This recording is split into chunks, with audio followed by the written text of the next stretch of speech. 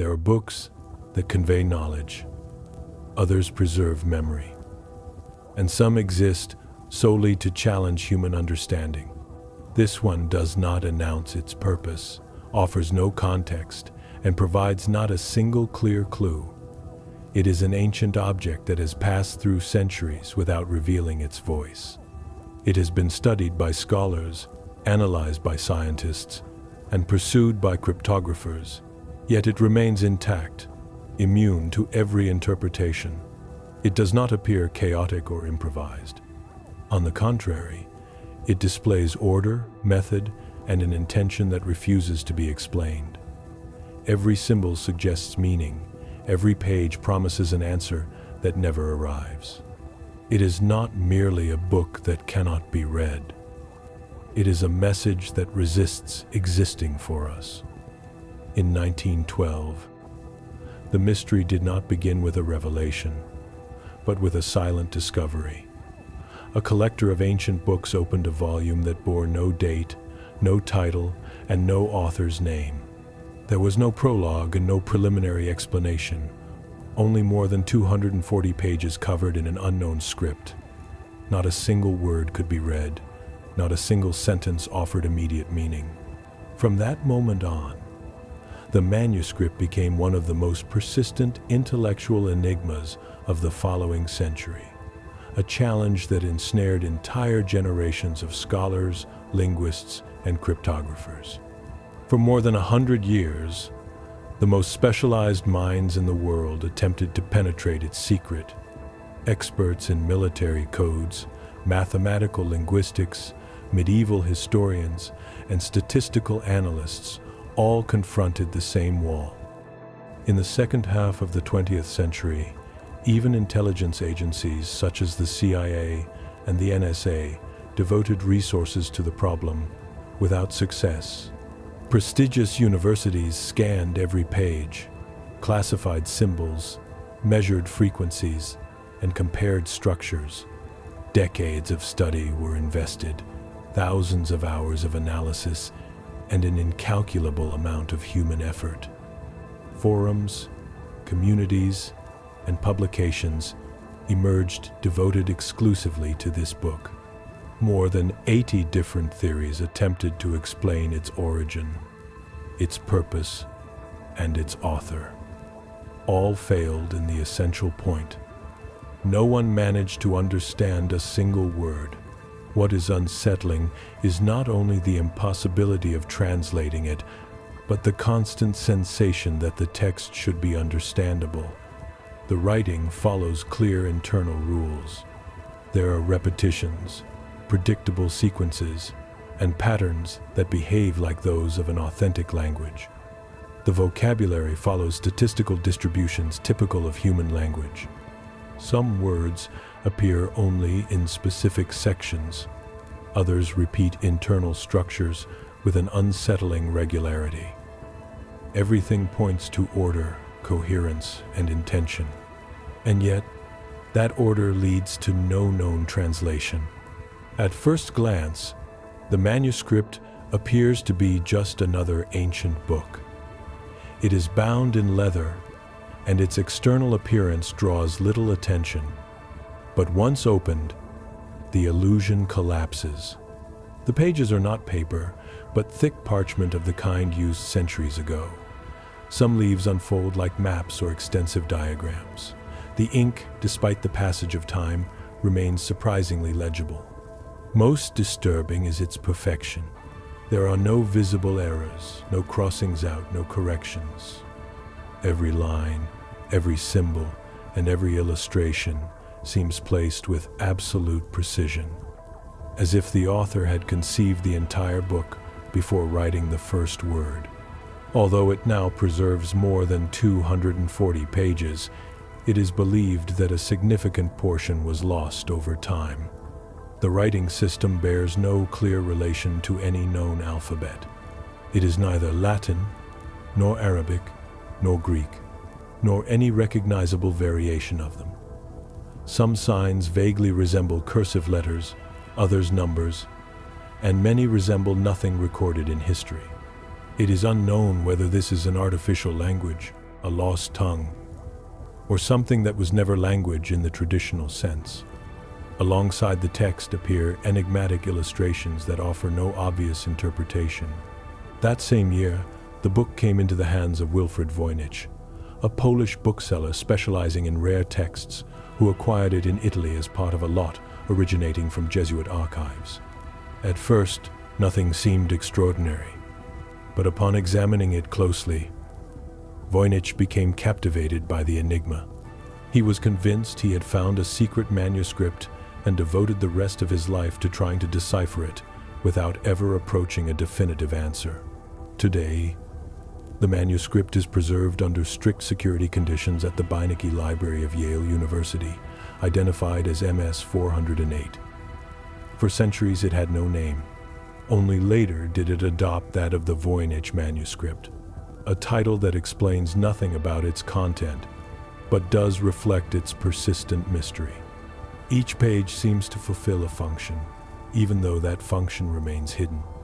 And for more than a century, the same question has remained open, intact, and unanswered. Who wrote this, and for what purpose? The most prudent assumption is that the manuscript was not originally associated with any of the names that now surround it. Everything suggests that it circulated from hand to hand as a valuable object, without its creator ever being recorded. It may have formed part of a private collection, a courtly library, or traveled as a gift among scholars.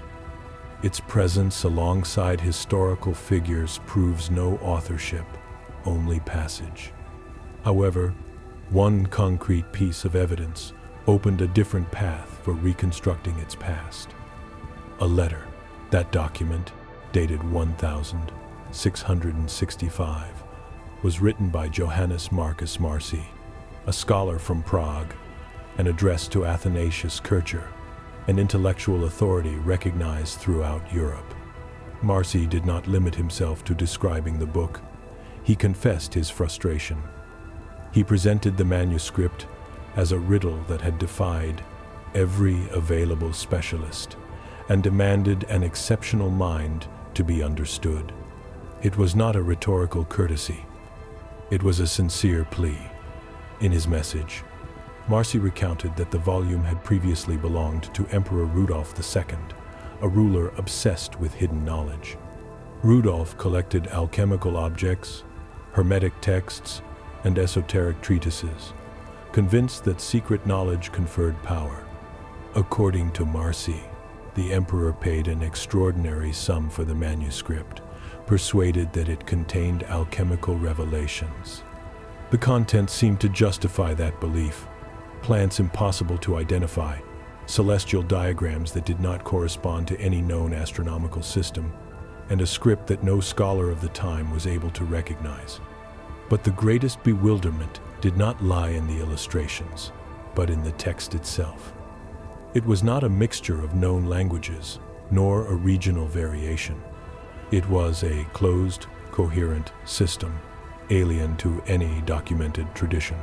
Marci admitted that he awaited a response, with the hope of someone who trusts in higher forces. Kircher, famous for his studies of hieroglyphs and ancient languages, seemed the only one capable of confronting the problem. He received fragments, copies, samples of the text. He never replied with a solution. Already in the 17th century, the manuscript proved impenetrable. Among the theories circulating at the time, Marci mentioned one that was especially appealing: the authorship of Roger Bacon. Bacon was a singular thinker, ahead of his time, interested in experimentation and the study of nature. The hypothesis was tempting because some images in the manuscript seemed to suggest forms invisible to the human eye, as if the author had observed microscopic realities. However, history imposed a clear limit. The technology necessary for such observation would not exist until centuries later. The temporal gap made the idea untenable. It was not long before an even bolder proposal emerged. Some began to ask whether the manuscript could be an early work by Leonardo da Vinci. The drawings, far from refined, seemed characteristic of someone still in formation. One astrological page drew particular attention. 15 female figures arranged in a circle, several of them pregnant, each associated with a star. At the center, the symbol of Aries, corresponding to the month of April. The coincidence with Leonardo's birth date was pointed to as a possible clue. Perhaps it was only a forced reading, but in the absence of certainties, even the weakest connections gained weight. The Leonardo theory, however, collided with the material reality of the book. The parchment is exceptional, costly, and large in format. The fold-out pages, the precise cutting, and the binding reveal professional workmanship. This is not an improvised experiment, but a prolonged project that required resources, planning, and specialized collaboration. Nothing in its manufacture suggests a solitary or amateur effort. Then the most unsettling doubt emerges. What if the mystery were not medieval, but modern? What if the discoverer of the manuscript himself had been its creator? Wilfred Voynich knew the world of ancient books better than almost anyone. He understood which elements generated credibility, how to awaken academic fascination, and how a well-constructed enigma could elevate a reputation. After the manuscript's appearance, his name became inseparable from the mystery. The question remained suspended. Was Voynich merely a witness to the enigma, or did he understand better than anyone the power of what he presented to the world? Voynich knew better than anyone which traits made a manuscript appear authentic. He knew how an ancient book should feel in the hands, which imperfections were believable and which would raise suspicion. After the manuscript's appearance, his prestige grew abruptly. He gained recognition, access to academic circles, and a level of attention that few book dealers ever achieved. The volume drew eyes from around the world, and yet it lacked something essential, a verifiable history. There were no clear records of its previous journey, nor solid documents explaining.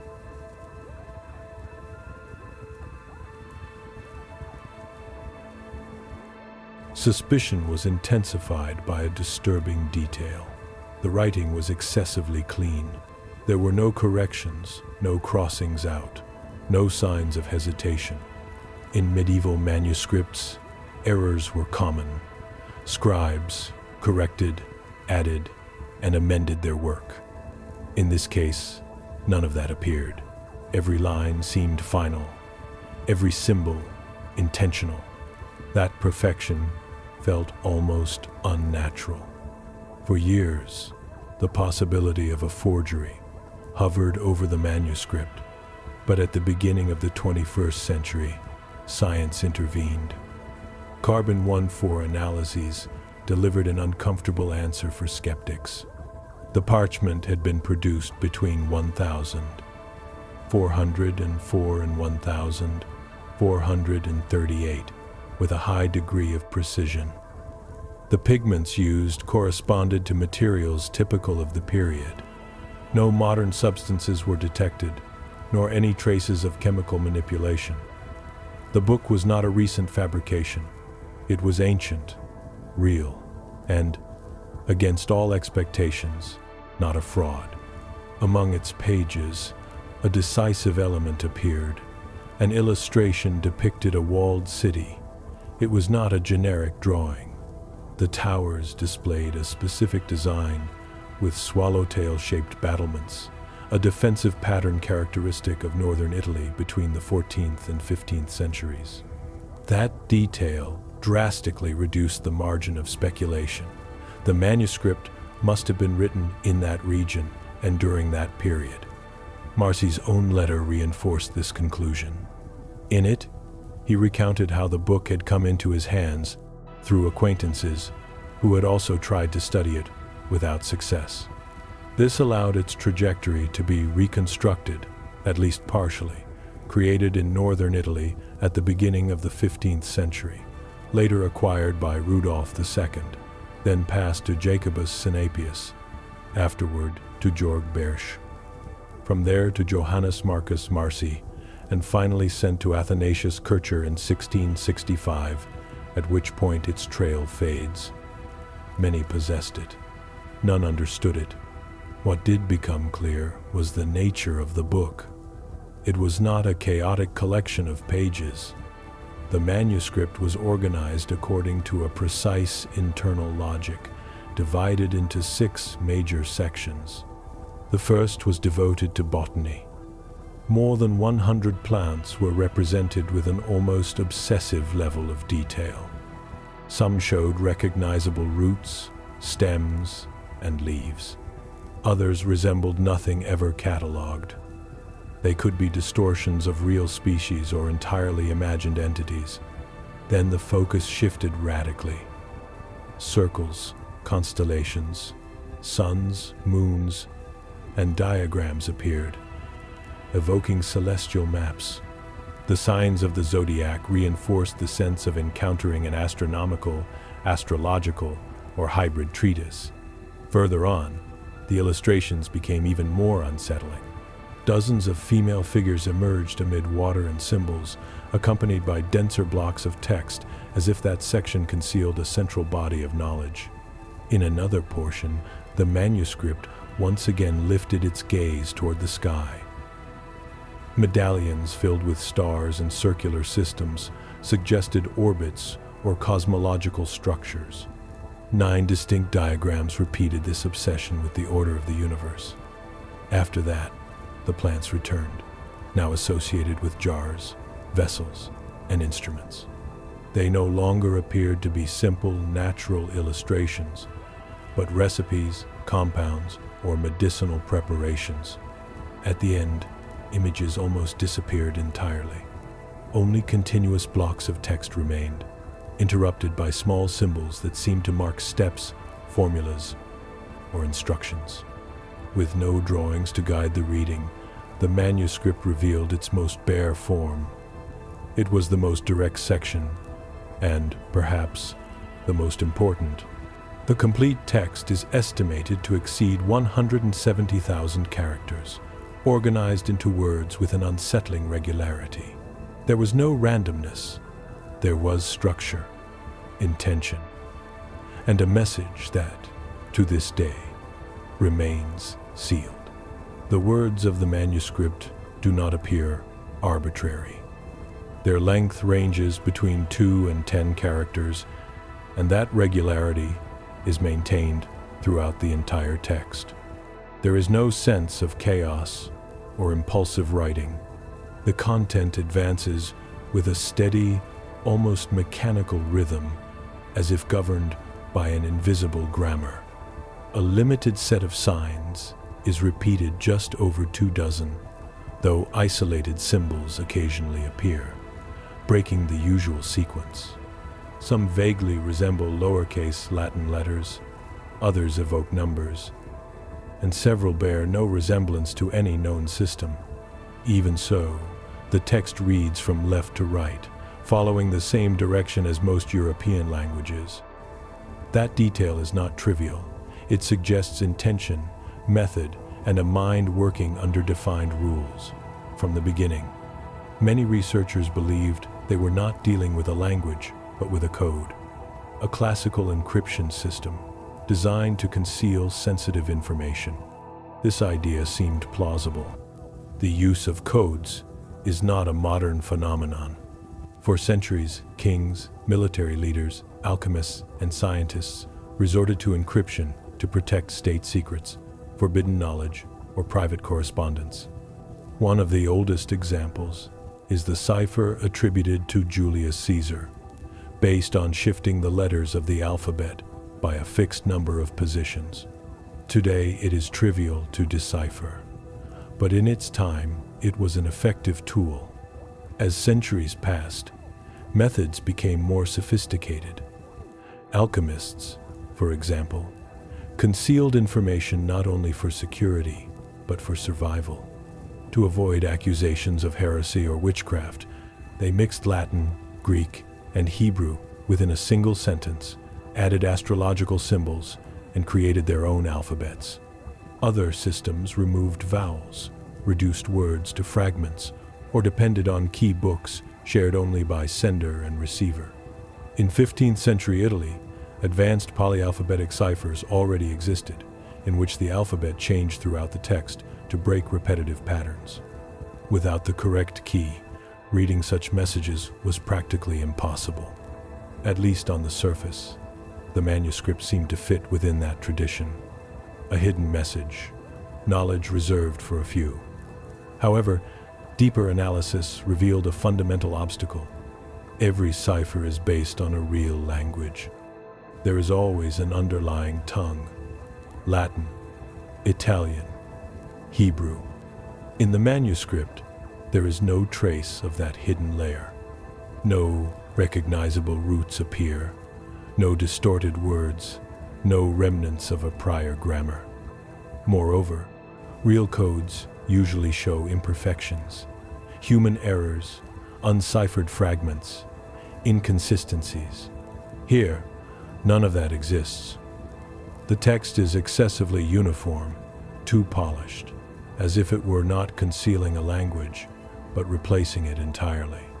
And yet, when analyzed as if it were a genuine language, the system behaves like one.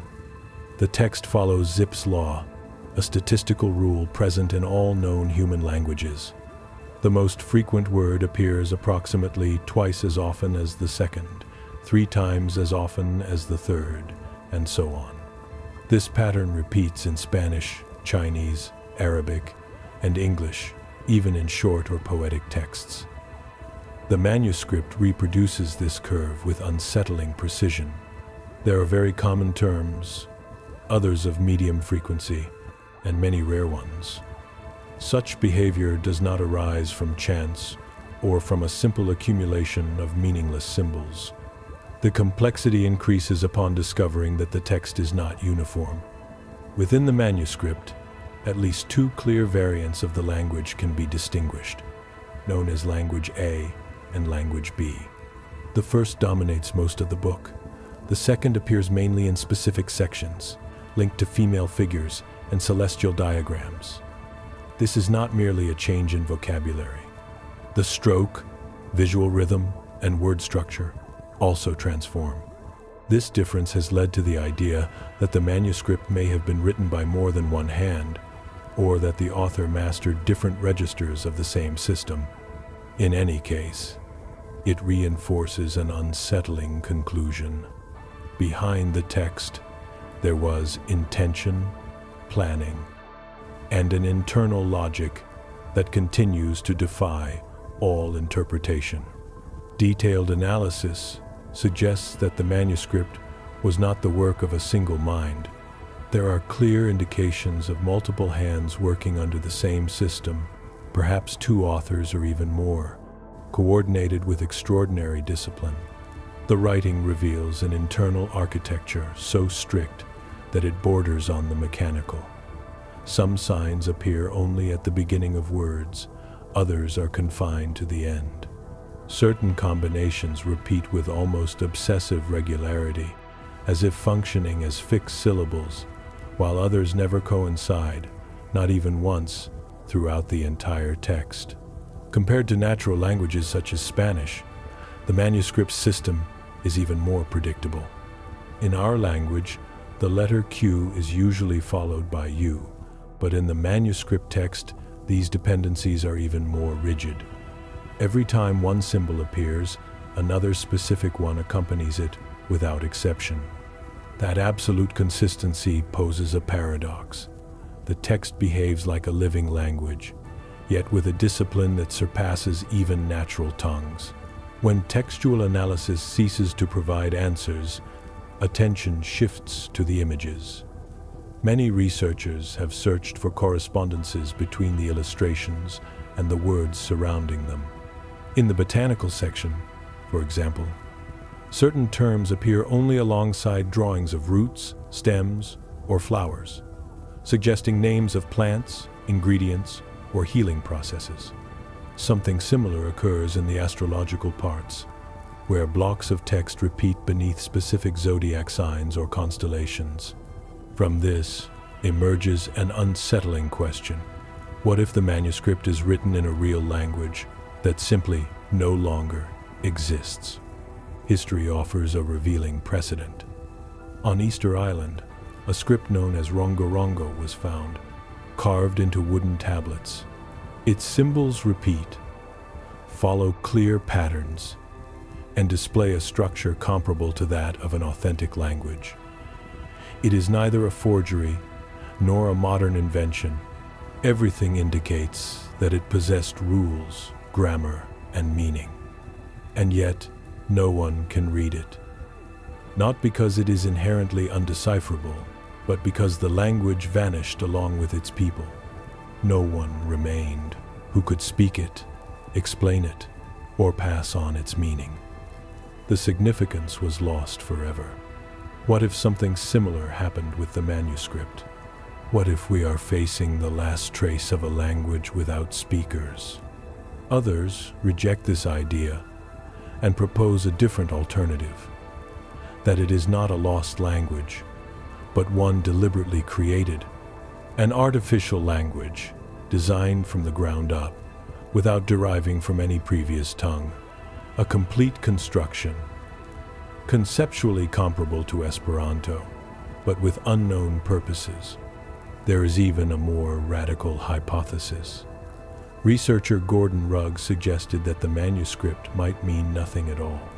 According to his theory, the text could have been generated using a tool known as the Cardano grill, a method capable of producing texts with a linguistic appearance, repetitive patterns, and credible statistics, without containing any message whatsoever. With sufficient patience, anyone could create a text that seemed profound and coherent without the risk of making mistakes. This would explain the total absence of corrections. After more than a century of exhaustive study, letter by letter and symbol by symbol, the manuscript remains an intact enigma. Today, we find ourselves exactly where Wilfred Voynich stood in 1912, holding an authentic, ancient, and structured book, unable to read a single line. Perhaps we will never know who wrote it or why, and perhaps that is its true legacy. An ancient book written in an impossible language has challenged generations.